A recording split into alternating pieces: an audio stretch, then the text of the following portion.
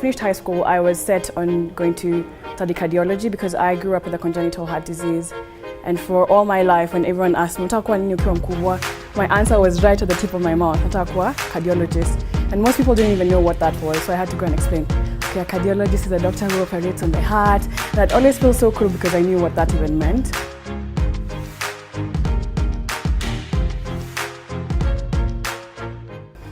And then after Form 4, I was like, let me go volunteer at Kenyatta Hospital because how else will I know if I will actually like medicine?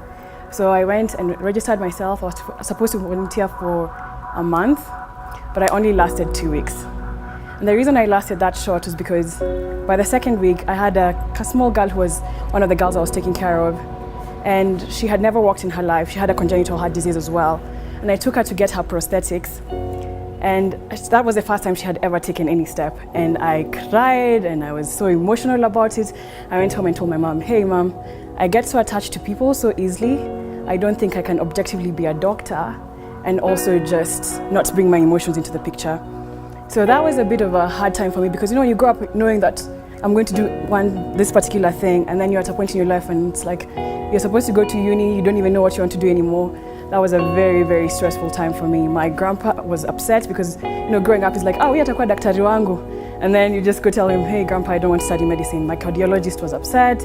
My mom just didn't even know what to do with me because now we're back to the drawing board. I have to go to the unis and change my course. Like, how you pick in Form 4 what you're going to study. So now I had to go to change that. And initially I said, okay, I'm going to go study economics.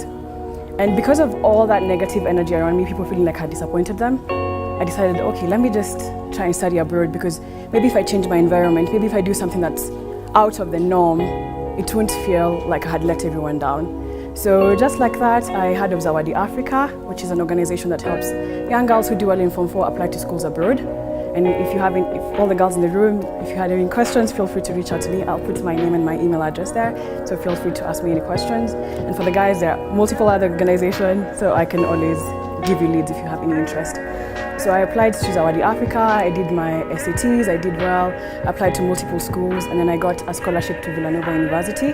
Got to Villanova, when going to study abroad is very hard. You're leaving everyone at home. You get there, you're by yourself. First of all, like this English that you think you get there and everyone's like, what? And I had to learn to adjust very quickly because you're starting to study and you know that your grades are going to matter if you're on a scholarship. And at the same time, like you have people back at home who are expecting a lot out of you. And that was my first semester was, I think, one of the hardest points in my life. Like I was struggling to make friends. I was still not sure what I wanted to study. I was homesick all the time. I hated the food. It was a tough time, right? But initially when I joined uni, I was like, okay, I'm going to continue with economics because that was what I thought was my plan B. I took my economics classes and literally they were the same things that I studied in Form 4 in Form 4 in business class. I decided, this is too easy for me. Let me try something more challenging. So at that point, that's when I started having a bit of an interest in tech.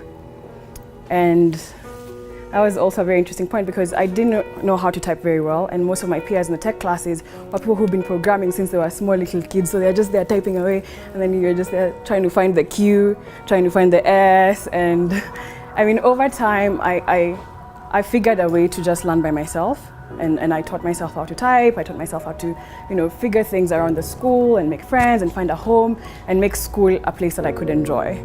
So I finished my last year of college in 2016, and then I joined Ernst and Young. And Ernst and Young is a financial services company, and I'm working there as a technology consultant. So I'm just continuing on with the passion of technology and helping different companies figure out their tech issues and the best ways to fix those issues. I'd honestly say you don't have to know from the get-go what your career is going to be.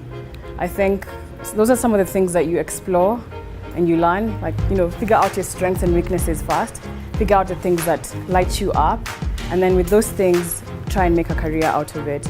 So in my case, I thought medicine was my career, but over time I realized that's not what was for me because my strength did not lie in that space.